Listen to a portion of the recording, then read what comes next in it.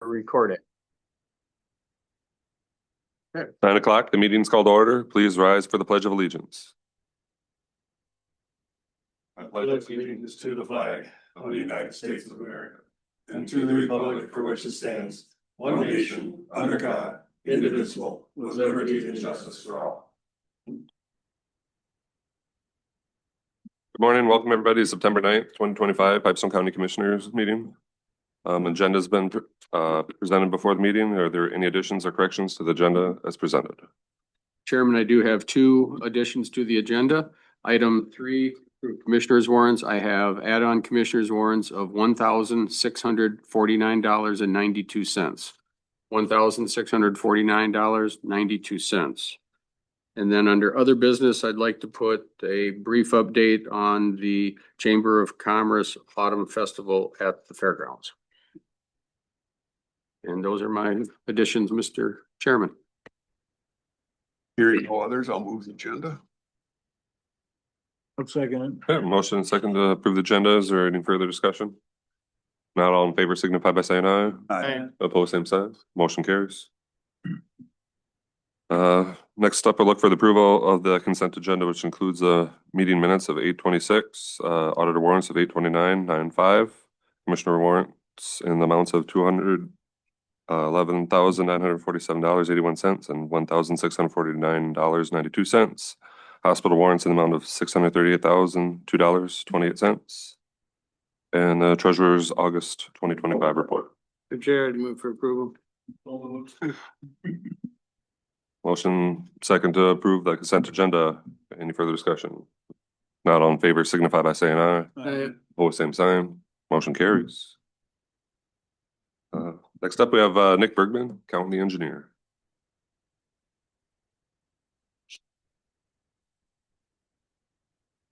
Morning. Hey, Nick. I was sick on Saturday, so my voice kind of comes and goes, so if I'm hard to understand, apologize. Right, first up for me, some project updates. First update would be the Edgerton Main Street job. I'm gonna ask to approve the final payment in a little bit. 2024 box culvert contract number 2. I'm gonna ask for approval of final payment there. 2025 box culvert contract number 1. I put project complete because I thought it would be done by today. But they got a wrong part on, or one of the culvert pieces was wrong, so they're just about done. It says complete, but maybe today, so. 2025 box culvert contract number 2. That's the one at the start of the judicial ditch. I think they're gonna, last we heard, they're gonna start that the week of the 22nd. Then 2025 box culvert contract number 4. That bid opening is at the next meeting. And I'm going to ask to set a bid opening for contract number 5 shortly here. All right, moving on. I'm requesting approval to make the final payment for the 2024 box culvert contract number 2 to Midwest Contracting in the amount of $45,795.70. There's a map there showing where these are at. 2, the west 2 were replacements, and then the one on our Casada 25 was just a widening, and that's in preparation for the grading job next year, so.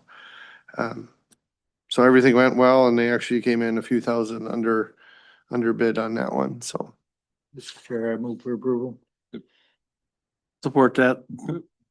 A motion and second to approve the final payment for 2024 box culvert contract number 2 to Midwest Contracting, amount of $45,795.70. Is there any further discussion? Not all in favor signify by saying aye. Aye. Opposed, same side. Motion carries. All right, next up for me would be requesting approval to make the final payment for the 2025 state aid overlay project in Edgerton. That was with Dunick Incorporated out of Princeburg, and that final payment amount was $5,703.98. And that one also actually came in a few thousand under the bid, so. I'll make that a motion to approve. Second. The motion second to approve the final payment for 2025 state aid overlay to Dunnick Inc. in the amount of $5,703.98. Is there any further discussion? Not all in favor signify by saying aye. I Opposed, same sign. Motion carries. one comment, they tore up the north side of the main street now, so. Sewer project. That's why we didn't go any farther than we Yeah. did, because we didn't want that to happen, so. On the map, it's right off the end of Ash Street, so. So next year, I think the plan is to redo the rest of it up to our CASA 9 and then, yeah, hopefully it's a nice smooth road. And leave it gravel over the winter, or So Put it I up, guess I haven't seen it lately, so they, they aren't finished with it yet either, it's still blocked, street's still blocked off, so. okay, so last time I talked to them, they didn't know if they'd have to cut into it. They thought they might be able to bore it and potholes it. That was a while ago. No. There's a great big hole all the way Okay. across the street. Okay, so not the case. So we didn't talk about restoration because we didn't know if there need to be any really, so. So I'll have to reach out to them about that. So yeah, I don't know what the plan is then. Thank you. Yep.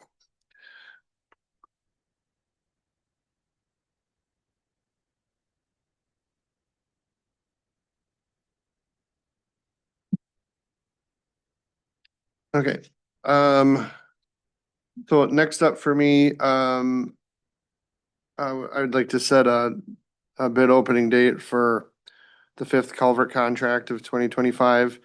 The state was able to find a little bit more of that special town bridge money. I think that's because they've been getting favorable bids across the state. So we had some on the waiting list, so they reached out to see if we'd be interested and said yes, of course.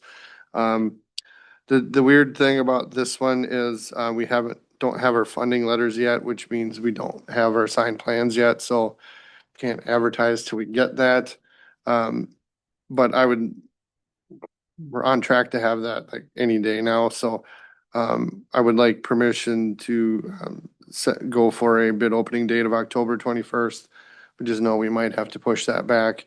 And the reason I don't really want to wait, like I want to hurry up and do this, it's not a big deal, but projects opened after, I think, October 22nd, have to have the updated spec book. Nothing wrong with the old one, it's just if we had to update all of our plans, it takes some staff time to do that, so we might be saving maybe $1,000 doing it this way, so I figured let's shoot for that if we can, but just know when it comes out in the paper, it might be a later date, because I might have to push it back, because I don't have things in time, but I'd like to shoot for this stuff, for that little tiny savings, I guess, so. Chair, I'll move that we set the bid opening then for October 21st at 10:30 a.m. Second. Motion second to approve the bid opening for 2025 box culvert contract number 25, October 21st at 10:30 a.m. Any further discussion? Not all in favor signify by saying aye. Opposed, same sign. Motion carries. Right, next for me, I was contacted by the DNR asking if we would like our county mapped for gravel sources. I'm not exactly sure how they do it. They emphasized that it was free to us. We don't have to pay them to do this, so I really don't see a downside to doing it.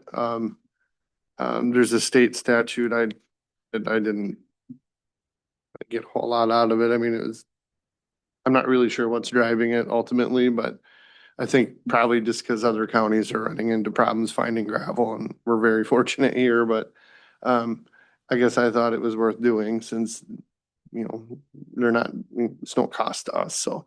How do they do it? I'm not sure, but I'll find out if this gets, They do like X-ray or something? I, They go by just what pits are open or they do drilling or anything? I don't really know. I saw kind of a funky example. It looked like it was some type of, just how the lines were kind of sketched on there. I'm guessing it's some type of technology that Oh, okay. can somehow kind of tell. I don't know. It didn't look like drilling though to me, so Surface soil maps will show. it's got to be something to do with that, I'd imagine, but There's a farm being advertised north of Edgerton right now that's good farmland, but it's also a gravel pit possibility, so. okay. I don't see how those two go together very well, but But this is for the entire county, not just for county-owned property. I think it was the entire county, so we can It's gonna be the identify entire all county. sources. Do it be, I understand as it'd be the well, whole too. county. Okay, yeah, that's how I took it, but, so I told them, yeah, sign us up, and then they said, they asked for a resolution here. who gets to access this information when it's done? Boy, I don't know, but I mean, if they gave us a map and someone requested it, I'd hand it out to anybody that asked, I guess, so. I'm, might be talking crazy. I think possibly even the Aeros data center, I think with satellite imagery, I think they can tell Could be. about where the glacial spread was at. I think that's where they use some of that information. I've seen old maps going back to the early 1900s showing Oh, stuff yeah. about. Absolutely. I've seen different soil maps too, I can't remember where I've seen them, but like, Here, I'll move to, approve, 59-23-25. Thank you, Doug. I will second. Motion is second to approve, resolution 59-23-25 aggregate resource and mapping by Minnesota DNR. Is there any further discussion? Luke? Yeah, in the last paragraph, second line, we should probably add the word resources after natural. Well, very good. Yep, Mhm. I'm pretty sure I just copied it, they sent me the example and I just typed our name in, so. Sure. I would assume that's what they meant there, so. Yep. Yeah, I think, Steve, I sent you an electronic copy, right? Yep. So you can, okay. So you can format that to match our other resolutions, but Well, the format's fine. If it's a spelling issue, we can do cut and paste if you want. to yeah, change it. yeah, that'd be great. Yeah, but yeah. You took it word for word. It's what they wanted apparently. Yeah. Just open their file and, I mean, the county name was blank, so I just typed our county name in there and, yeah. You think they'd include their own name correctly? You would think. Yeah, You have high expectations, Luke. Right. Ready to go and sign for you anyway, so. it's rather odd. I read the whole thing, but I glanced over that or missed that, so good catch, but. Yeah, we could see if we could fix that then, so I'm sure. I'll fix that. Think that I'll put contingent resources in there if they couldn't do it right. Yeah, so I'll get that sent off then after. Yeah, corrected copy, so I will update that. thank you. You bet. Any further discussion? If not, all in favor signify by saying aye. Opposed, same sign. Motion carries. Alright, next for me would be just some general maintenance updates. We've been graveling, doing some culverts. And then oddly enough, I don't know what's causing this, but a lot of the culverts we put in the last few years. Trees, like volunteer cottonwood trees growing up and I'm. Spending some time removing those, but if you see that around, I don't know what's causing that, but we're getting rid of them, so. So really strange, but I've never seen that before like that, but. Either way, we're working on them, so. It's called rain, Nick. Well, yeah, I suppose that helps, right? No, it's just my whole time, we've never had them grow that fast and that many of them. It's really weird, so.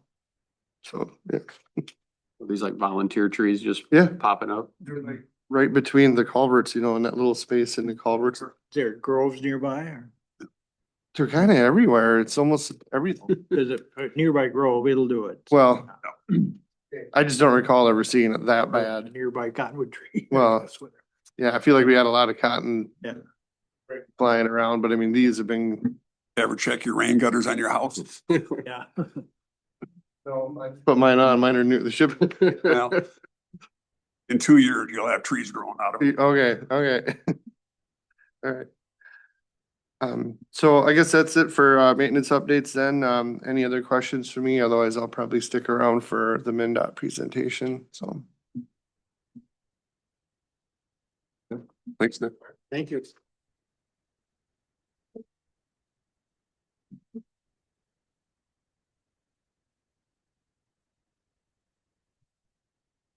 Next up at 9:30, we have Kyle Creer and Bill Folger. Bill was out today ill, so it'll be Kyle on his own. He may show up at any time. Is there any other business you want to move up, Steve? Do you want?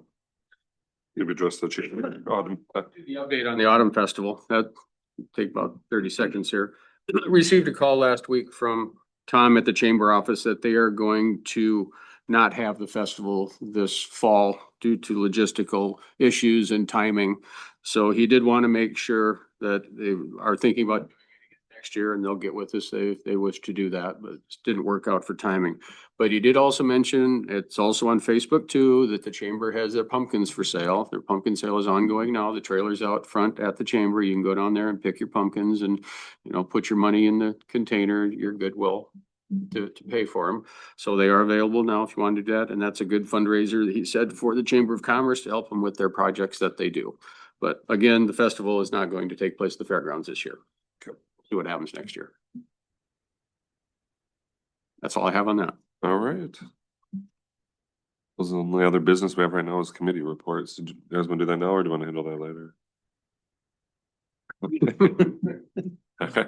Luke, is that you saying you want to? Sure. Sure. On the 12th, had the MHA Advanced Trustee Audit and attended the Holland City Council. On the 13th, had Prime Health meeting, and we maintained the previous recommendation for 2026 premiums. On the 14th, Soil and Water District meeting, and also attended AMC webinar on the federal impacts of the Big Beautiful Bill.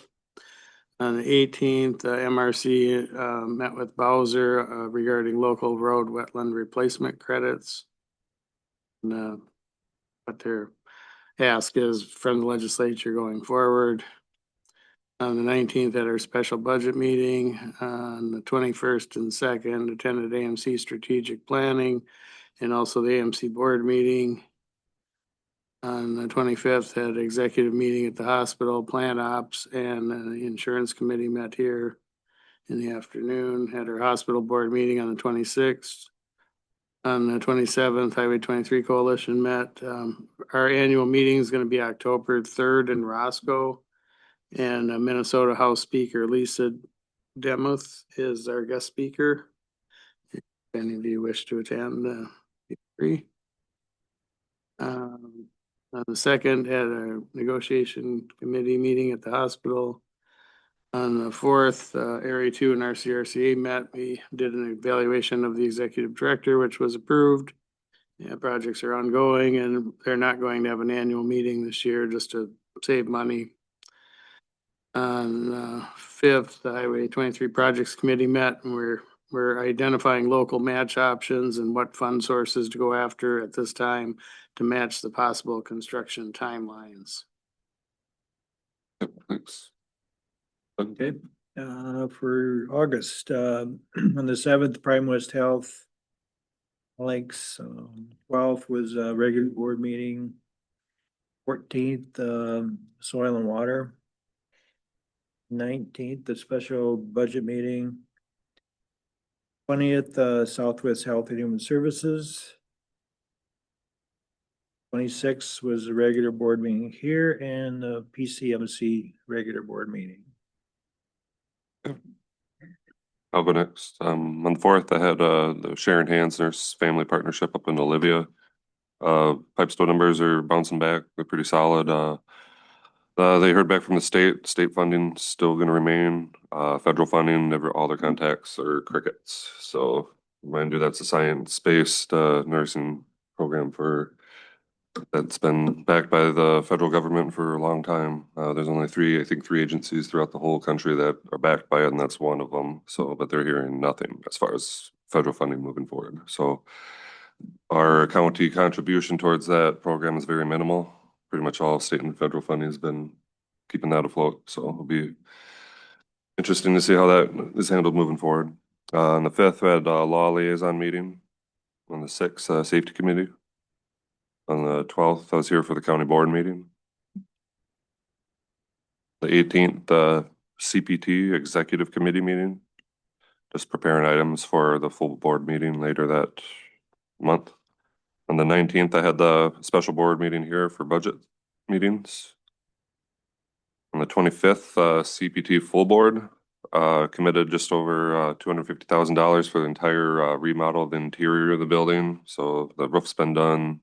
Everything's pretty much been done except the interior after they bought the other half from Sean. And so after the full remodel, they'll have room to expand up to 6 to 7 more people too, and accommodate everybody now who some are in hallways on a little desk and chair, so. And then on the 26th at the county board and PCMC board. That's everything for August. First part of August was almost busy with the fair.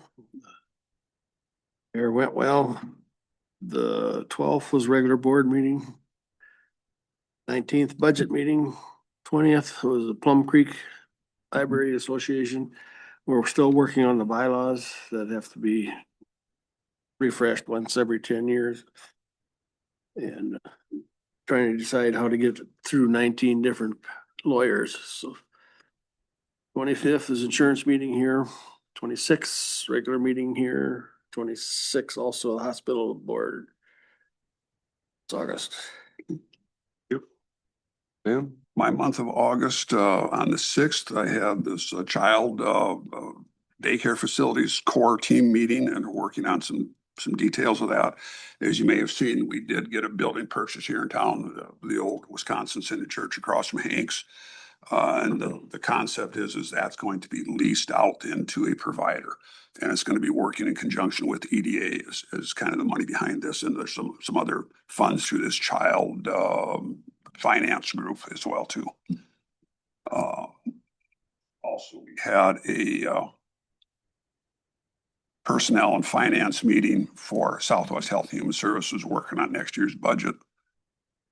Then on the 7th, Doug mentioned our Prime West meeting, and then I'll have more to report on that than for the one we just had last week as well too. On the 18th, I had my SMOC board meeting down in Laverne, starting our new fiscal year down there. Things are working real well. We're still uncertain just what our funding is going to be through AmeriCorps seniors. Again, we're anticipating losing funding through that. We did get a grant though for Planned Parenthood. They still call it Planned Parenthood. I can't remember what the correct term of that group is anymore now, but still working with education and also with preventing communicable diseases or STDs. On the 19th, we had a special budget meeting here. The 20th, Southwest Health and Human Services. And then, Doug, was there anything particular out of that meeting, Health and Human Services? That was the first meeting with our new director. Yeah, the new director's first meeting. Yep. and Yep. And then we went into Nothing. executive session getting ready for the union negotiations coming up this next Right, month. that's about all that came out of it, yeah. Yep. On the 21st, I made a trip over to Wausau and went through a biodigester tour over there. In that and LeSueur, both. Very interesting what they're doing with the biodigester over there. They're using the waste from the food processing plants over there, the corn and so forth. So that goes into the digester and they make gas out of it. 25th, we had plant ops at the hospital. The 26th, Rural Minnesota Energy Board PACE Committee, we approved a loan for a business over in Cottonwood County, south of Bingham Lake. But it's a gas station where they're going to. They also do food products there as well. Sell food products, and they were using just little freezers. So we gave them a loan to put in a more economical, larger freezer over there. Heron Lake is where it's at, excuse me. Draw a blank sometimes. Okay, and that was it for the month of August, but the more pertinent things then that we just had then on the 4th of September, our Prime West meeting. So a couple of things got confirmed on that. First of all, it was voted unanimously that as of June 1st, then Jim Prismo will be retiring and the search committee. In fact, Doug, you were part of that search committee. Oh, no, you were for That was Health Southwest and Health. Human Services. Anyway, they presented, there was one applicant from in-house, and that is Matt Magnuson. A lot of you guys know Matt. And he was unanimously decided. Of course, it's obvious that this doesn't just happen overnight. He's been groomed for a number of years. He's well prepared to take over the reins, and everybody is very, very positive about that. The other good news that came out of that is, you recall with the county-based purchasing, the issues that we had with Health and Human Services over it's been going on for 10 years, something like that. Went through the court process and we did get a decision in our favor.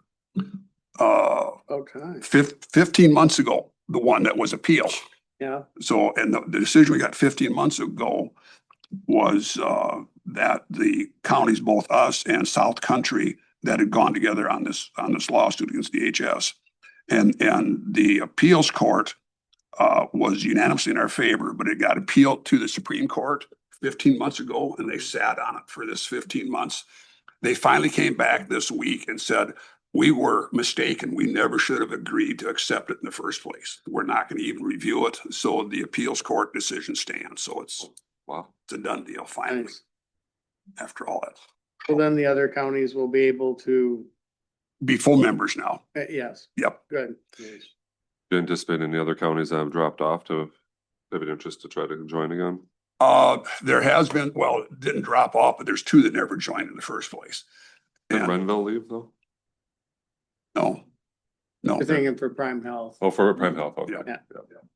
For Prime West, we had Rock and Murray that had considered joining with the expansion group. Right. And then Murray actually said that they were going to, and then they backed out of it. But because they had tentatively agreed to it, they were part of the group that we applied for. So now if they wanted to come back in, they could. Okay. But Rock County couldn't because they never had even applied for it at all. Okay. And of course, you've heard about the Karma bill that also allowed Prime West to be the default choice. That still is in effect, but it's mute now because we now are, as joint powers, we're the sole source. Wow. So that was good to finally hear that Yeah, settled. that's awesome. And I think that completes my report, guys. That was a good ending of our committee Yeah. report. Thanks, Yeah, Dan. good news. Okay, next up on the agenda, we do have Kyle Greer, Environmental Administrator. Is he at Bridget today? Yep. Yep. All right. Well, thanks for sitting in for Bill, Bridget. Okay, this morning, first thing I've got is, we're looking at updating our ARC's GIS, server to ARC Pro. It's a newer software that's, taking over the GIS world, where the old one is now no longer going to be providing maintenance, after 26, I believe. So we did do an agreement with ProWest to update the server. So for about, it was, I don't remember the exact amount. It was a couple, about $5,000 or 6,000, something like that. That was an in-place update. So nothing would change. Now Bill is recommending that we update our servers that they run on. So by updating those servers, it's going to require that there be more installation done by ProWest. So now the new agreement is for what was sent out to you with an estimated cost of $12,333.34. And if you got any questions on the server, Bridget's here to answer those. But So the current three servers that GIS use it. We're gonna be up. Pro or the GIS software, put them on all new servers. And we can run them, because these servers are built in, they're already 6 years old. and our original GIS was loaded in 18. So this should get us by for the next close to between 5 and 10 years. So Same size hard drives, or are you going with bigger drives? So. I Okay. know there are virtual machines, Yeah, oh, okay. Yep. so. Hmm. I haven't got the specs from them. Yep. Okay, cool. But if we actually add. Okay. and I am, one thing on this, as far as dollars, I've got the public land survey grant. We budgeted 33,000 in that, 300,000 to go towards GIS mapping. Our agreement with ProWest to do the mapping for that was 22,000, leaving about 11,000 available. I'm wanting to probably try just to shift that 11,000 towards the expenditure on the server update. or the, the upgrades from Pro West. So we would have that 11,000 to put towards this $12,000 cost. Luke? Do you anticipate much further need to have them do other things in the future? I mean, they keep mentioning throughout this contract that about, if you even email or call, you potentially will be invoiced and. Yep, right now I am meeting monthly with Jen from Pro West. Because of the fact that this contract is drug out for 2 years, we've got 2 other agreements with them to get things done. They've kind of been on delay waiting for this server update. So it's frustrating how slow things are moving. And I am hearing that it tends to be more often than not that agreements, get pushed back another year to get done. So I have looked at other possibilities, but I don't think we're ready to switch at this time to Do they anything. currently invoice you when you meet or talk to them? Haven't been invoiced recently, no. So, We do have these project, proposals in place, so okay. hopefully that's consuming those costs. Right, But yeah, it's not cheap to have a quick webinar with them. apparently. Yeah, because they keep mentioning that, if you even contact them, you may be invoiced. I'm thinking, well, that's not very friendly service to. Well, there's a lot of counties, what they're doing is they'll give them, 15,000 or 20,000 a year, and they'll just use up that money as it's being utilized. Sure. Where ours is agreement by agreement to do a specific job. For others, it's almost like having them on retainer. Right, yep. You're probably going the right route.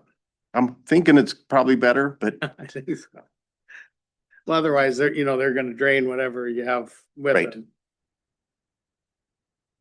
So looks like we have 2 action items. The first one would be the passing the comprehensive plan ordinance update. Yep, and well, that's a whole separate item. I have, Bridge is not involved with that one, so We'll just go ahead do and hand up the the progress. server update with the Pro West agreement proposal. Is there a motion to approve the server upgrade?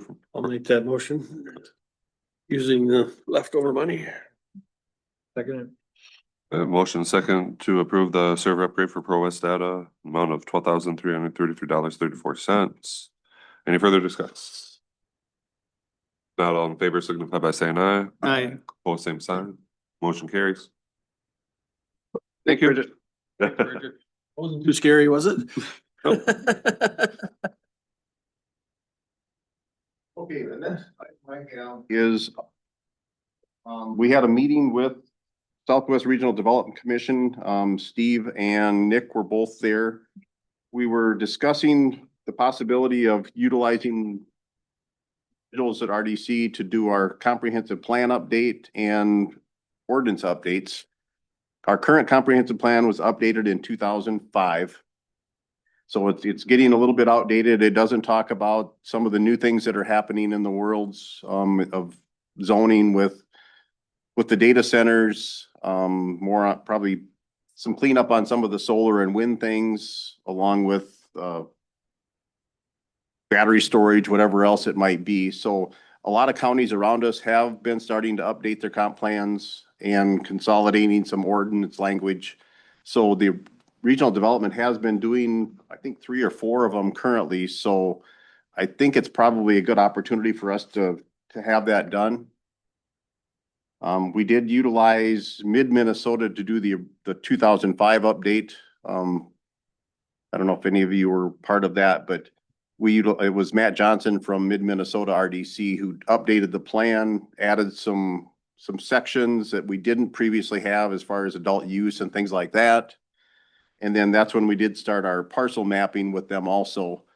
So it's been a long time in the works for that to all get completed, so.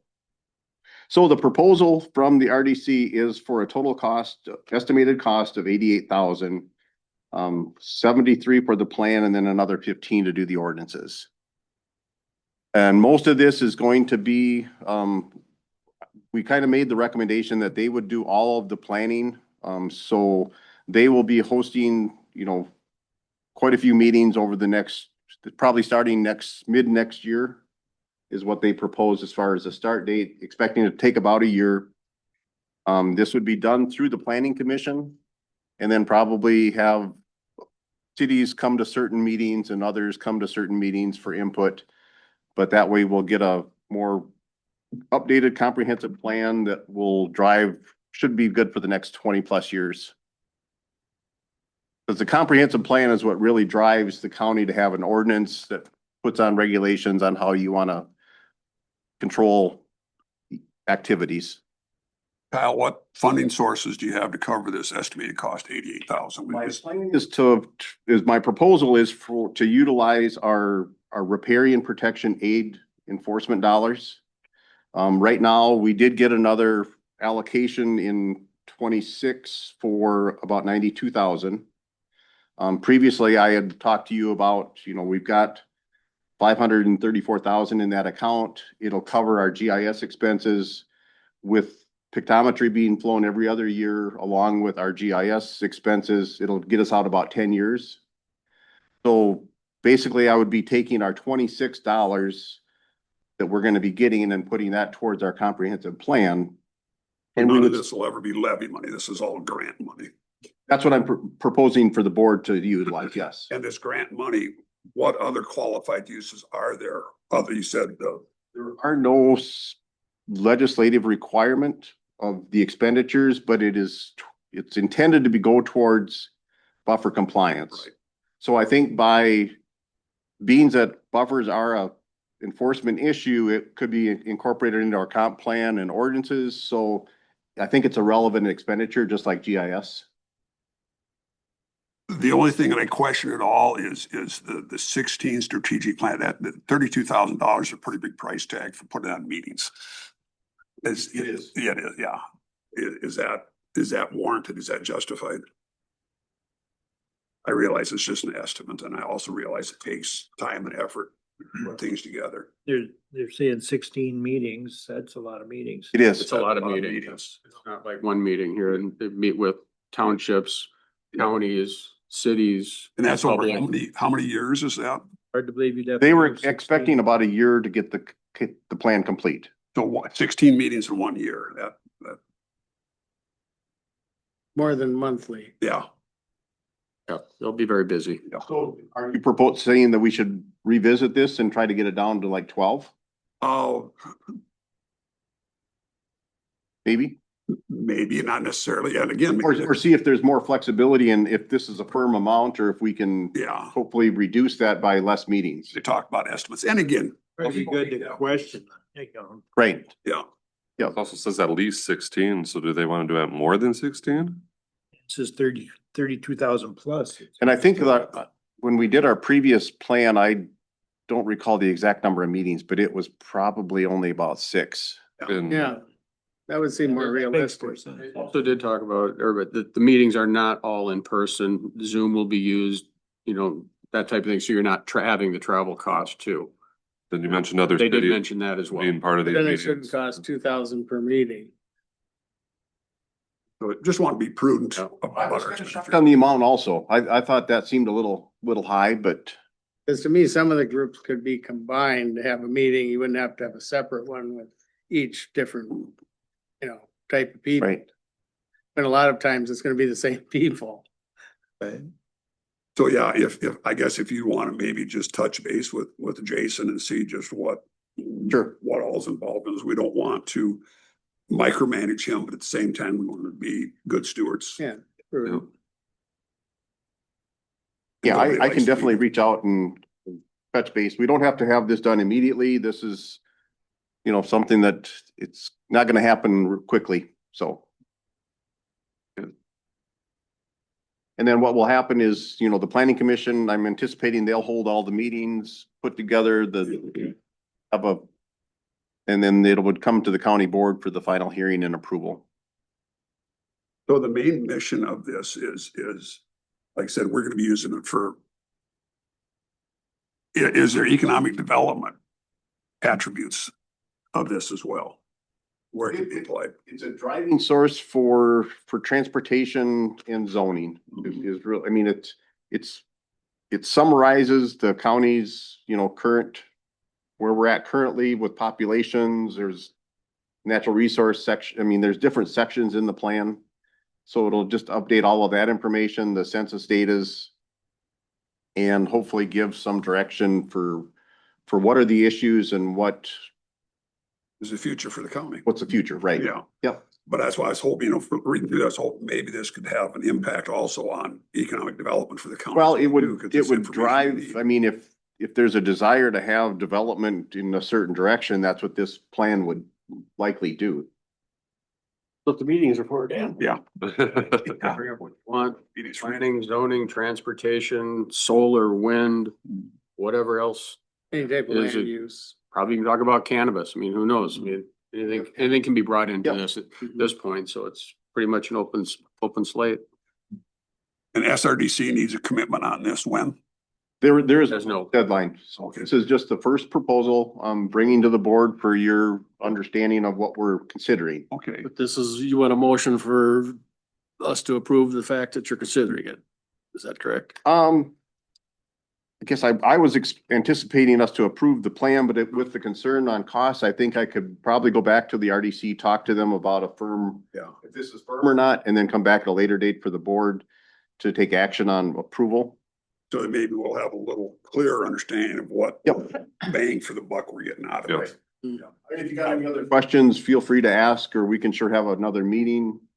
I haven't brought this up to the planning commission meeting, or, planning commission at all either, so. Oh, I really appreciate the work that SRDC does, and we need to help support them. This is one of the ways that we can support them as well too, and they can help us. So I understand the big picture of it. But also 88,000 is still a lot of dollars. It is. At least it's not coming out of our levy, but it's still money. Right.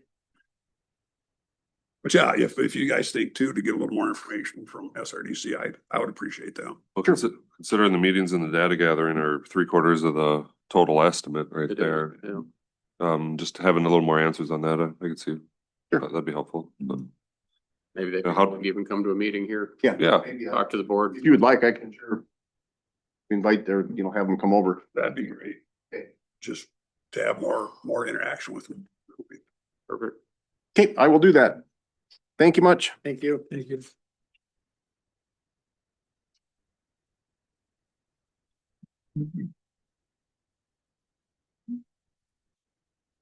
Up, we have Susan Hoskins for Historical Society budget meeting at 10.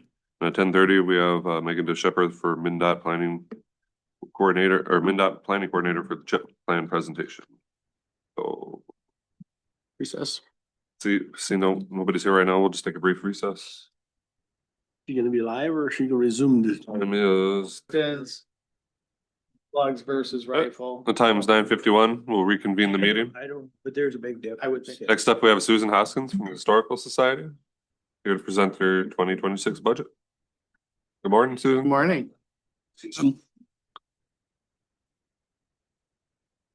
Here an hour later, I could have. It's coming to you now. Yeah, this. May want to move the mic over. Oh, do have Thank you. copies here for you.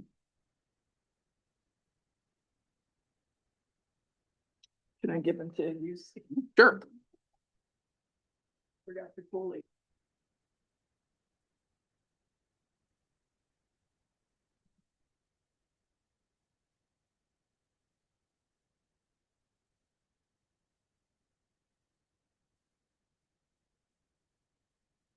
Well, we have our for the year, and I've kind of laid it out of the current level of county funding and then proposed level, which is be an increase of $2,500. So for some, I know it's a tight budget time. The main thing at the Historical Society is that we are looking to provide our employees with health benefits, which is something that has not been offered. But understanding that that is a cost of doing business in the future, the Historical Society Board is really fitting that into the budget. So that would support that a small bit.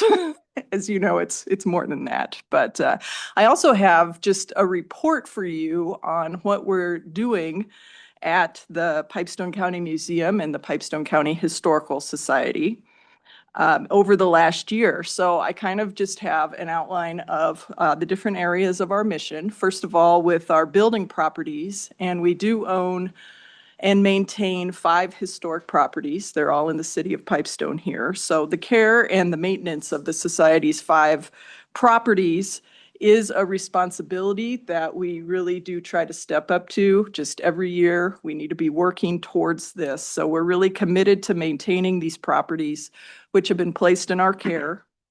As I'm sure you're aware of, we are currently really focused in on the Ferris Grand Block, which is kind of anchor in the historic downtown district, also which houses the Masonic Hall and the Performing Arts Center. So after we completed a $200,000 rehabilitation project on the north facade, I'm sure remember those scaffolding up also. That was last year. So we are in the application process and expect to be awarded an additional $177,000 from the state to continue in the historic preservation of that building. And the next phase would be repointing the remaining 3 facades of that and correcting some water flow issues. So, and that is funded, has been funded through the Clean Water, Land and Legacy Amendment. So we're really, really thrilled to be able to get support like that for our historic downtown.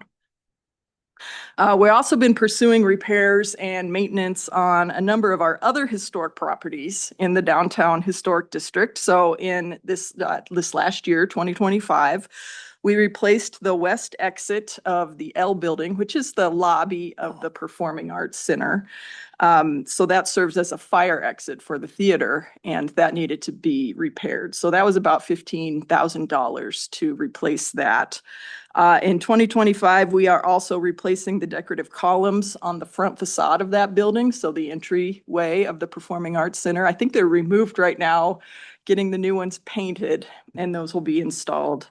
And then we're also replacing the exterior door of the Moore block, which currently houses Prairie Maiden's gift shop.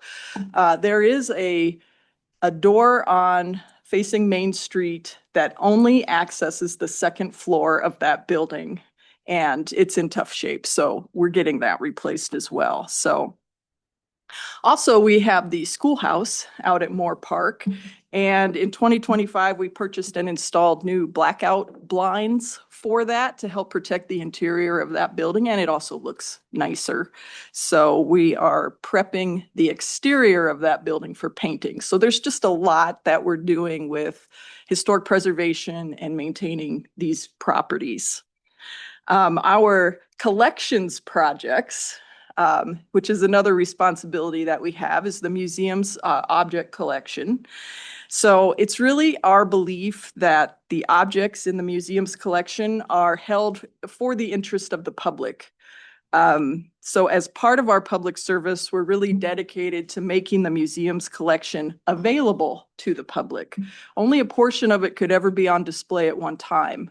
So we recently launched our online access to the museum collection. So that's available through our website, where the public can search and view objects that are held in the collection. We're really committed to expanding this service as we're able. So we're continuously adding new things into that site. It is free to the public, but there is an annual cost to the Pipestone County Historical Society. We are planning to upgrade our server-based museum software to a web-based program.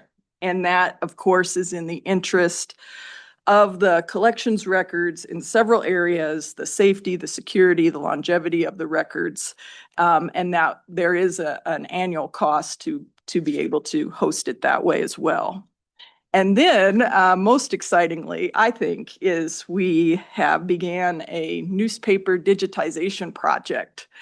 And in 2025, we were able to complete the digitization of 11 separate newspapers published in Pipestone County from 1879 to 1915, through 1915. And those are available.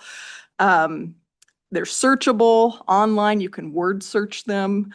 They're free to the public, but that there was a cost to the Historical Society. So there's an upfront cost to that. We are raising outside funds right now for the second phase of that. You have a computer monitor available there as well too for people that don't have computers themselves. They can Yes. come and use yours to pull these up and so forth. Yes. So yeah, it's available on any computer. You go to the library and use it too. Yep. Yeah. So we do use it a lot in-house. I know that just spoke to Lauren at the National Monument. They're using it quite a bit down there. So, and then of course the public. So we get a lot of requests for newspaper research, and we're able now to, if it's early enough, we decided to start at the beginning. And to do. A very fine place. Yes, a very fine place to start.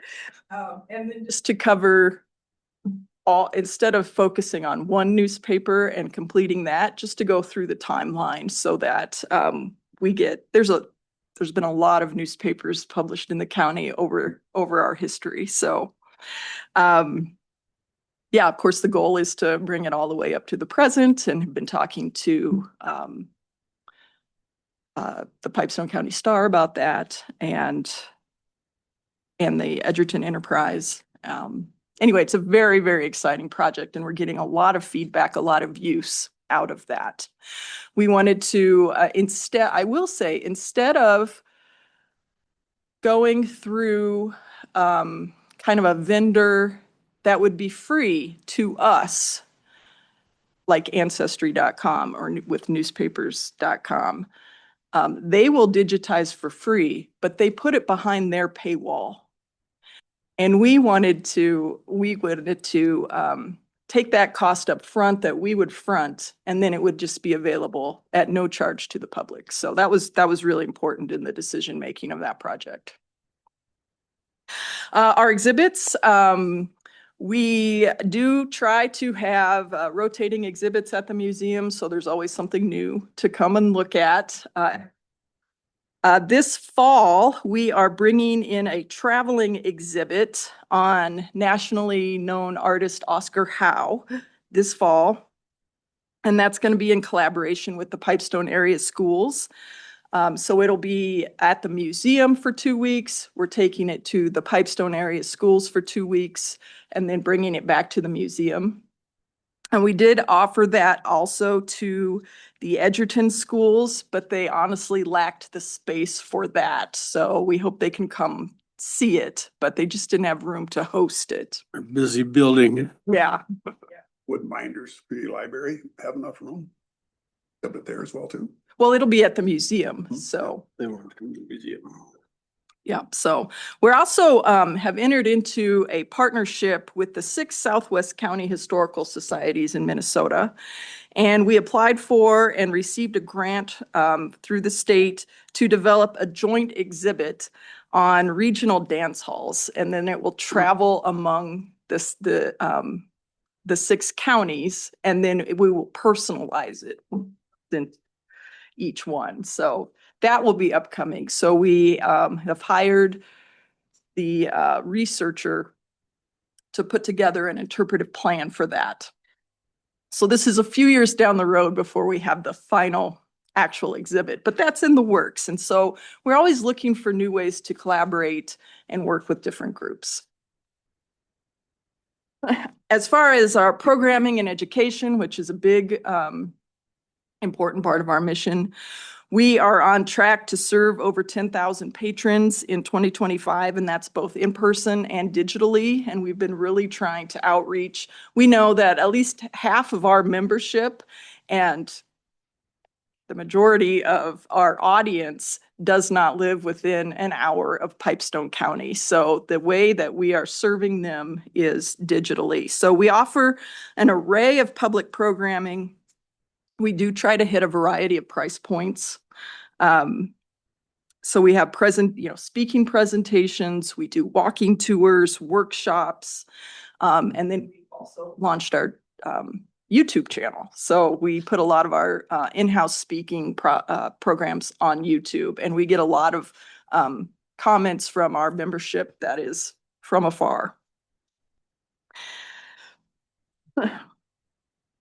So we our in-house producing programs like our coffee talk, which is held the third Thursday of the month. Staff rotates presenting that because we come across all kinds of interesting stories in our own work and research, and we want to share that with everybody. Continued popular countywide cemetery tours. We've hit them all now, and we are starting over, and we just have different, so many stories in each cemetery. So our last cemetery tour for 2025 is this Saturday, 2 p.m. at Old Woodlawn Cemetery. Popular District number 3 Country School, which is at Moore Park. We do hold class out there in the summer for guided youth programming. We also have we're serving the Pipestone area school students in the classroom, and we would like to grow relationship with the Edgerton schools as well. So that includes bringing outside programming to the schools like Arnkind and Paul Horsted that we had last year. And I know when we've hosted Arnkind at the Pipestone school, they were very generous in allowing us to invite Edgerton school as well. And I think the 5th or 6th grade did attend that. So that's been really fun to have. We also still have we go to 3 nursing homes and assisted living facilities weekly, monthly for each one, but we're out at one of them every week. We present history happy hour in the local bars and restaurants to meet the people where they are. And we have also started a history club. So we're really out there. So we also did host a speaker series in partnership with the Edgerton Library early last spring or late last winter, one or the, however you want to call that. And that was very well attended. So we are excited to do future collaborations there. So as I mentioned, particular in our 2026 budget is staff health benefits. The Pipestone County Historical Society does employ 1 full-time and 1 full-time, 2 part-time employees. Health benefits that are something that has not been previously offered to staff. But the Pipestone County Historical Society Board realizes that to retain our excellent staff and certainly to hire any additional qualified staff, these benefits need to be provided as a cost of doing business. So we are shuffling our existing budget to accommodate this expense that is just a cost of doing business. The budget that I did hand to you is very preliminary budget. We haven't received any the hard numbers for the staff benefits. And we actually finalize our budget at the annual meeting in February. Yes. Oh, thank you so much.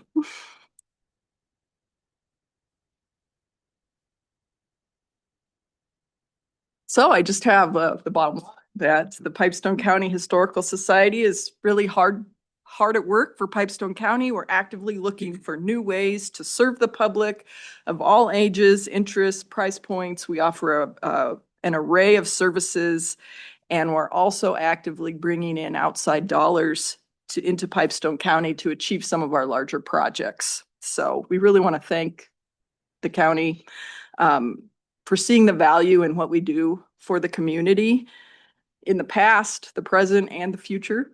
So thank you for that. I appreciate the work that you do and you talk about the value and I agree completely. Could you kind of expound on that a little bit for people to find out really truly what the value of knowing our history is? Oh my gosh. I'll give you the open. Really? God. Well, I kind of outlined, these are the big highlights of what our mission is. And of course, what the bottom line is, of course, to serve the public in these areas. So we're very active in the historic preservation of these buildings, and not just the ones that we own, but being a cheerleader and a champion for the other, the historic fabric of our entire county. And we really have quite a small staff. We have a larger volunteer base. We have our membership, you know, people who have vested interest in what we do. And we're looking for new ways to leverage that and really collaborate with different groups to see some of this done. Programming is probably the top of our focus. You mentioned the support from the community and you also talked about the number of objects you got. It's kind of interesting that one of the problems you have is actually a good problem, and that's too many people coming and saying, would you like this? Right. Can you explain the process you go through? Thank you. So we do actually have a set collections process and criteria. So when someone comes in and offers us an object, we have paperwork we fill out because we need to know where we get these things. A lot of people say, no, I don't need, you know, we need that. So we have a collections committee that meets every month. They review donations to the collection every other month. So when people bring something in, it will just be put on the next agenda. And they are really reviewing things such as, really, does it help to tell the story of Pipestone County? So we are really starting to ask donors a lot about the objects they bring in. Just for example, if you could bring in, you know, a tea kettle. Well, it's a very nice tea kettle and it might be historic, but we need, you know, who used it, where'd they buy it? Who were the owners? Has it been passed down? Just a lot of background information on each object so that we can use it to tell the story. So stories are really what we're doing is storytelling. So I should finish that up. So so the collections committee makes their recommendations, and then the board approves that committee's recommendations, and then a deed of gift is sent to the donor if they are accepted into the collection. They need to sign that and return to us, which gives us the ownership of the object. We do keep that in our records because it is important for us to know where the objects came from. We're in the process now of reviewing our entire collection. We have a lot of things in storage. We've been in that building since 1965, thereabouts. And we are working on a full collection inventory so that we know what we have. We do have finite resources, so we have to make some tough decisions about committing to curate an object in perpetuity. You know, can we commit to taking care of this? And that is providing it the appropriate storage that it needs, any extra care that it might need, or conservation. So we are trying to be critical about the condition of the objects. Is it broken? Can we see to get it fixed, whether we do that through donations or grant work to conserve objects? So there is quite a lot involved in the museum collecting. And the collections committee that we have right now is going through a national project through the American Alliance of State and Local History Museums that helps them focus on the responsibility of this and how to address it, especially with how to decide which resources go where. It's a very involved process, actually. Thank you for asking about that. And I'll give you one more softball too, as long as you got this form. You talk about your membership and how your membership helps support you. So make your elevator pitch to get more people to join. Okay, yes. Well, we are a membership, 501c3 nonprofit membership organization, and we do offer several levels of membership, and it was really set up so that people could support us with just with buy a membership to be involved. And just with that door being open, they receive our quarterly newsletter, which is very popular. It's got a lot of information in it. Sometimes they certainly get information on the programming that we're doing.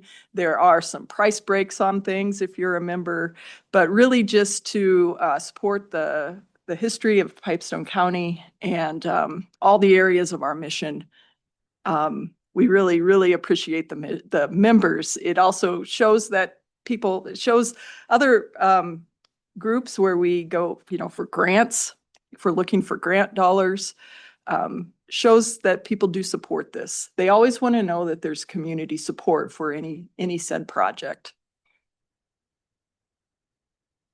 Mr. Chairman, I have one question. What is the status of the Masonic Lodge up there? Is that under your Yes. control? Yes.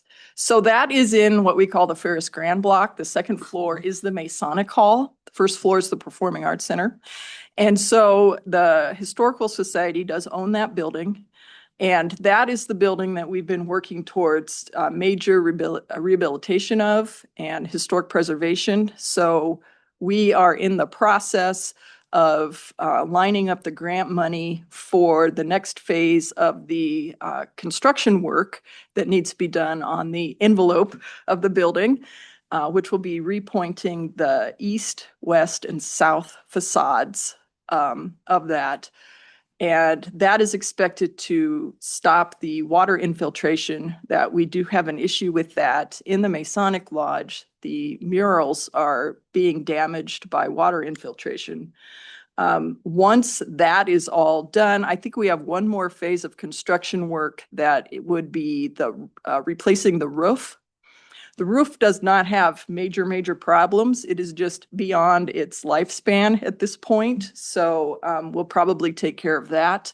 And then we can turn our attention to the interior and with the restoration of the artwork. Is it available to tour at this present time? Or Yes, it is. We do offer tours of the Masonic Lodge as staff is available. So you just need to inquire at the museum and get that set up to tour. I think that's a hidden gem that a lot Yeah. of people don't know about in Pipestone. Right. You've got some public events scheduled this upcoming year for the lodge. Yes, we do. Thank you. So we are working to make that space more known to the public and also help it support the building itself. So we have started our fundraising dinners that we have. Our next one is scheduled in February. We have set the date. It escapes me right now. Where we will be hosting like a 4-course dinner with some entertainment in the Masonic Lodge room. We've done that a few times. It's been very well received. And all the funds from that fundraiser go towards that building. So. And one of the obstacles in the past was ADA accessibility of the building, but now you've got that facilitated through your building with the elevator. No, we do not. It's not quite there. Still- That's the whole, That's still on the list. So it's getting closer. once the material of the building can become stabilized, that is, of course, a future plan would be to install an elevator, which hopefully would access the two buildings, as you say, because we are attached and open now. Luke? Okay. I just wanted to make a comment that I really appreciate the fact that our museum is open year-round, like 6 days a week. Yes. No, 5 days a week. 5 days a week, okay. But I mean, when I travel around the state, there's so many museums that are only open in summer or have very limited hours, 1 day a week or whatever. I mean, it varies, but it's nice that, ours is basically available year-round most of the time for people, looking to do research or view items or whatever. And at that point too, when you go into some of these other museums around the state, around the country, it's not the same as you go into ours. You go into ours and it's a display. It's not just old stuff sitting there. these museums you mentioned too, to having virtually no online presence whatsoever either, that you can't search any photos or anything. So too, so you're staying well above the rest too by your approach there. I really appreciate the approach to digitizing the newspapers too, even though I haven't had a chance really to look at the Pipestone ones yet. I've personally looked at like other historical events through times, and then you don't get the full picture unless you dig into the actual first reporting archives from the papers. Then you can really get the full picture of a lot of these events that happened, or things that if they weren't passed on verbally, never get into the actual historical textbook about things. But diving into those articles, thank you reporters for doing that. So it really paints the whole picture, and that's true reporting there. So thank you. It's consuming. I stumbled across a story about the winter of 1880, 1881. So now I'm gonna go look that up. That was quite a winter. Yes. Up in here. Anybody else have any questions or comments for Susan? Thank you for your work. Okay. And your Thank you. staff. Yes, we Thank you so appreciate it. much. Thank you, Susan. All right, so our last order of business is MnDOT Planning Coordinator Megan DeShepper. This time she is not here. I think we can. Oh, okay. Yeah, if you get a chance to read that, the history of that 1880. They were tearing up the trestles and everything else to get firewood. It started snowing in October, and it didn't stop until the following April. It was 7 months of blizzards. Wow. There was one group that lived fairly close, three houses, Huh? and they moved into one house and they tore the other two houses down for firewood to keep it. Of course, in those days, they had to shovel the train track by hand. Oh, yes. Yep. And they just get it dug out and another bolt would come through. Can you imagine, 20-foot deep drifts with a shovel? Hello. Be discouraged. Good Morning. If you guys are ready, you can go ahead and sit up front here. Hill above my farm has pictures of one group shoveling up, the next one up. Yeah, the steps. 3 steps. Yep. They were trying to get to Pipestone to get the mail. You guys have handouts? You guys need handouts? Oh, we have handouts. So We've got these two handouts. Anything else? just the two. Here, I can pull this chair up. Did I share that one? Oh. Thank you.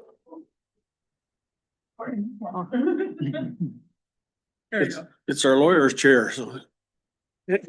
Now you're really important.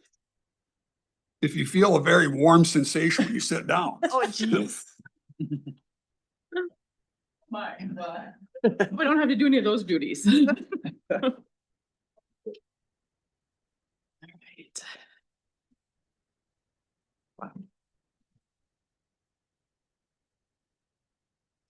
All right. Oh, yeah. Yeah. Oh, yeah. Take it over. Give you a second. Oh, thank you. You get 3 people here, it doesn't work very. Sure. On the end, always.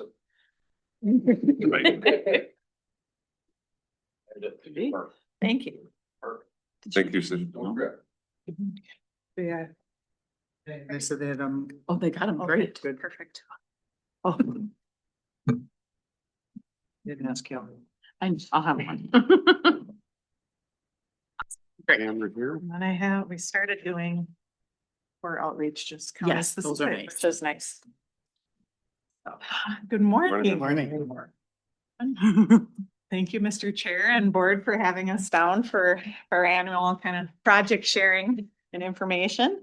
We were a little late. We had quite a few downpours on the way here, so slowed us down a little bit. So, I'm Tony Fowle. I'm, yes, sorry. planning section for DOT. Yep. Megan DeShepper, I'm the planning director for District 8 out of Wilmer. And I'm Kelly Bronkhorst. I'm the district engineer. I met you guys first time last year. I think I was like a couple days into the role. Yeah. 1 year into the role. They haven't gotten rid of me yet, so all is good so far. And back there is Mallory Darby Schaefer. She's our new corridor planner. We just hired her last month. So she's just here to experience what CHIP outreach is like. So Anyway, thank you for reminding me to introduce ourselves. Sorry about that. So we're just here to share our area transportation improvement program, which is before you. So those first 4 years are scoped, committed. We know how we're gonna fund them type of projects. And then those outer 6 years are much more fluid. We don't have the money secured. We don't necessarily know all the elements of the project, and even the years, the type of fix can all change based off of funding and needs. So I'll just go over the projects that are in your county and feel free to interject if you have any questions. So the first one on your map is in fiscal year 2026. So that's red on Highway 75, and that's from CASA 9 to County Road 57.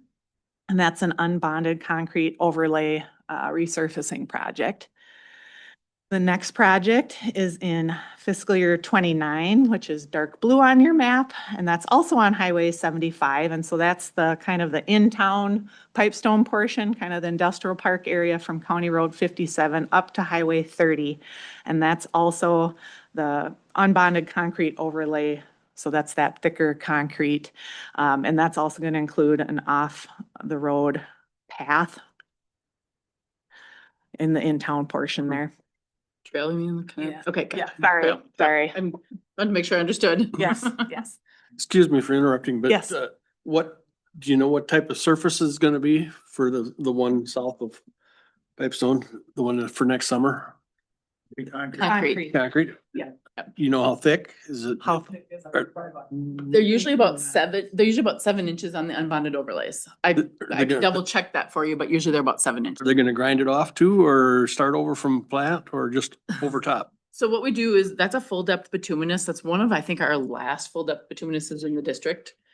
So when that was built back in the 80s, there was a thought that you could just build right on clay and put the bituminous right on clay. Well, of course, 20, 30, 40 years later, we find out that it basically rots from the bottom up then when you put it directly on clay and we don't put a drainable base in. So all of those full depth asphalt, so there was like probably 8 inches of asphalt out there. And then with overlays after overlays, those have increased a little bit. Sometimes we mill it, sometimes we don't. But basically what we find out after somebody thought this was a great idea, that the rot actually happens from the bottom up. So what we've been doing for those fixes is unbonded overlay. So we'll take off it kind of depends, anywhere from 3 to 4 inches of asphalt. We'll grind that off of the surface and then we'll put the overlay over the top of that. So there'll be a profile increase of usually about 3 inches. So, and then that 7+ inches of concrete gives a nice platform. Especially for the traffic out in this area, it'll be good for a long time. Good. So That concrete is reinforced with re-rod or fiber. it'll have dowel bars, and then over the culverts, we do the reinforcing. Because the concern still is, of course, with that bottom still shifting on you, is it gonna re-crack again? And so that's what those dowel bars between panels, we do, I think they're 13 or 14 foot panels nowadays. And so we'll do, basically it's called load transfer between those. Yep, To that. correct. And they'll be doweled together. Yep, and those dowels are like 1.25 inches. But the concrete itself doesn't have re-rod in it. Just over the culverts. Just over the center line culverts that we have And out you there. use fiber mesh it all with the concrete? We don't typically use fiber mesh, no. That's not in favor anymore, seems like. Nobody uses fiber No, anymore. we really don't anymore. I mean, we did try it on some bridge decks. We have, I think in the early or late 90s, they did some fiber overlays and the price is just super prohibitive. There's a lot of wind turbine blades that could be ground up for fiber. We're all solid waste as well too. Gotcha. So, but yeah, then that'll be typically how that project will go. So, like I said, we've done quite a few of those unbonded overlays on those full depth bituminuses as the fixes. Mr. Chairman, another question. Do you correlate with the district south of us? That section gonna be fixed also in the near future? District 7 has a project. That's, Yep, that's District 7. They do have a project. I believe their fix is not quite as robust as our fix on that piece of roadway. I think they're doing a bituminous mill and overlay. That's what I've heard, but Yes, And it'll come up to meet the southern border of here. correct. That's kind of how the districts are split, and of course our monies are split that way, et cetera. and where is their headquarter? Mankato. Yes. And just by looking at this, we're at the corner of your district, you know, none of you guys drive on this part, but we've been putting up with this for years. And if people ask me all the time, that's my district. When are you gonna fix that road? And I said, well, it's a state road. It's not my problem, but. So, but I'm glad to see it's up for next year. Yes. And we also appreciate the fact when you're here a year ago, we talked about how needed to move up in schedule. Thank you for doing that. Yes. I remember hearing you basically couldn't keep the teeth in your head driving over it sometimes in the spring, right? Isn't that what I kind of heard, I think, back then? But when you guys first announced it was gonna be concrete too, that went over very favorably Yes. by everybody too, so. Well, and that was a funding program, right? Special funding program that we put that in for concrete, right? Yeah, Oh, we didn't. Okay, okay. We tried. We tried though. Good. We tried. Thank you. Yes.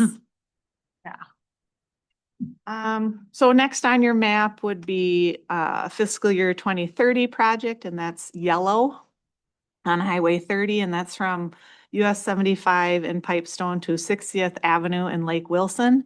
And that's a medium mill and overlay, and then they'll be replacing like 5 box culverts along that route as well, and then doing some ADA improvements in the town of Lake Wilson.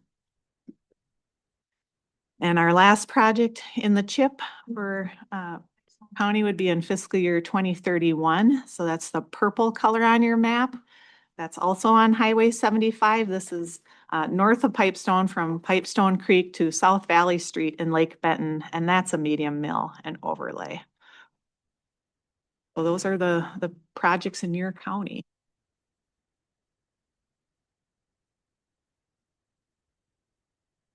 Was it 2 years ago that you milled and overlaid Highway 30 east of here? Was that 2 years it ago? was longer than that, I think. I think it was longer than that. Been that long? I don't know off the top of my head. Always longer than what it seems. Yeah, I think you're right about that. Yeah, we think it was just yesterday, but. Nick, did you? 5+, that's what I was feeling, it was more like 5. Yeah.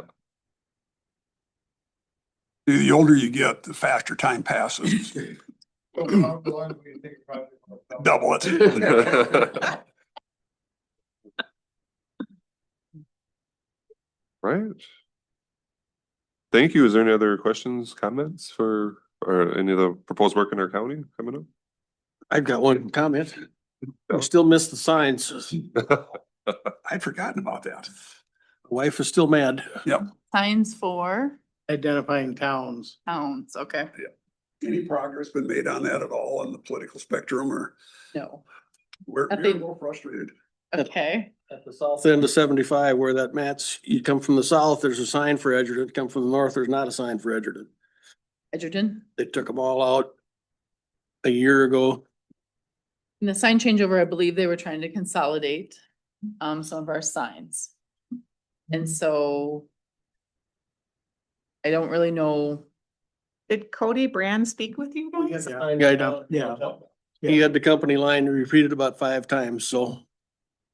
Yep. And he seemed to be younger guy and We appreciate the effort, but it didn't accomplish what we wanted. Okay. We can do some talking about that. I know, like I said, there is a statewide effort to do some sign consolidation.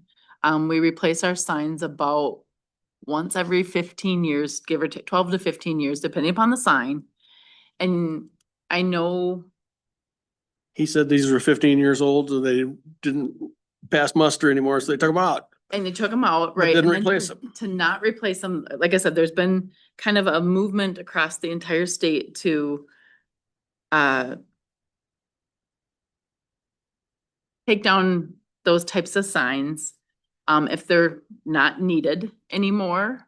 I know, and because it is an investment that, that we have to upkeep. And I know when you guys look at it, you think, okay, it's just this sign or just this sign, but you times that by the entire state.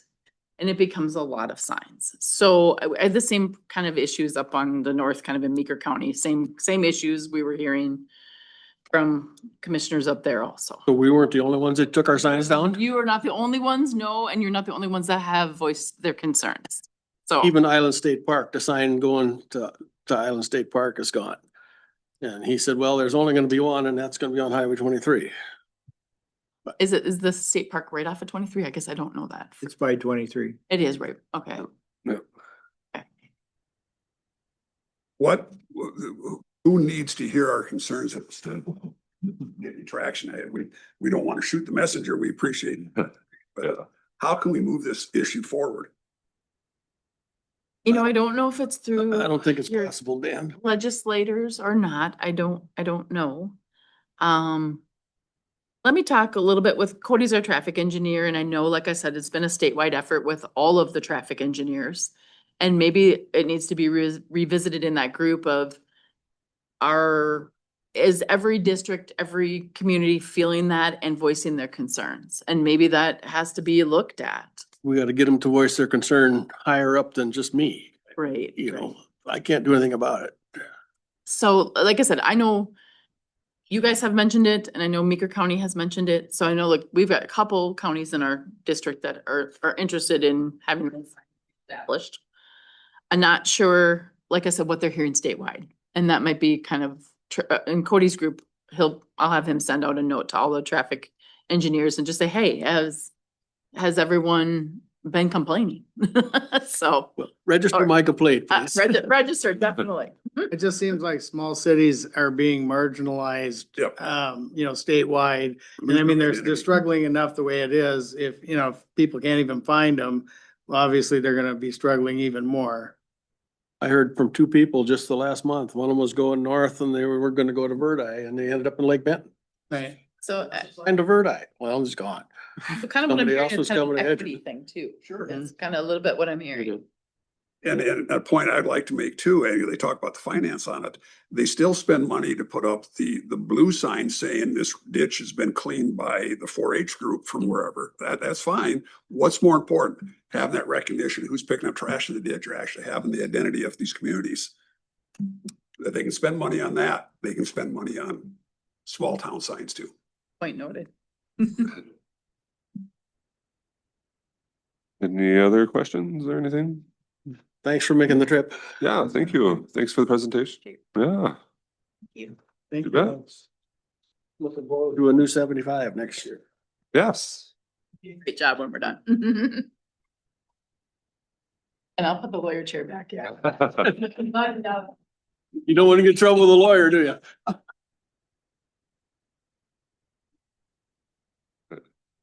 Thank you.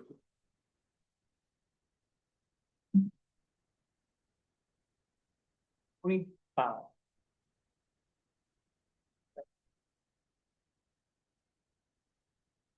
Steve gives info and then. Forgot about that day. Well, I haven't forgotten. My wife is still mad. You've seen that trend everywhere, just like you mentioned, Verdi and everything. Yeah. Yeah. All right, that concludes all of our regular business and other business. Our upcoming meetings are September 23rd, 9 a.m. county board meeting and PCMC board meeting on the 23rd at 1 p.m. I will be unavailable for those meetings due to the expected birth of my child. So What else we have to do with this guy? Not at this point. Okay. We will be adopting the preliminary budget and levy In at 2 the weeks? meeting on the 23rd. Yep. We have the amount of money that the museum is asking for in the budget. What they have asked for. Mhm. That seems reasonable. I know the city denied their request. So Big what? the city denied their request. Funding request? Side note. You have that on that sheet that you gave. Cities not increasing theirs at all. No. So That for 24, they were 42,500, and that's the same amount for the 25 budget. And now for the proposed 26 budget is still the same. That is a gym. absolutely. It is. In that vein, what's gonna happen to the Carnegie building? Haven't heard. I know the city went and inspected it recently, but Trying. I haven't heard anything from that inspection. Just sit there. I was surprised. I got to walk through with that structural engineer. Okay. And they're still heating that building, which was a relief to me. I was afraid they were letting it freeze, so they are Sure. still keeping it heated. And the structural engineer thought the building had good bones. It's not past the turn at this point, so it's gonna find a viable use for that building is what they need. Well, Those 12 steps going up to the main floor are part of the problem too, I'm sure. Well, yes, but there is a working elevator on the ground floor, but you have to go around through that And a back side entrance. entrance. And elevator's still in good shape. it was a gift to everybody here, so I'd be ashamed to let it go to waste. Yeah. So. All right, is there any other business to come before the board today? To adjourn. Support. Motion second to adjourn. Any further discussion? Not all in favor signify by saying aye. Aye. Both same sign. We stand adjourned. Move that over there for Chris to use. Yeah.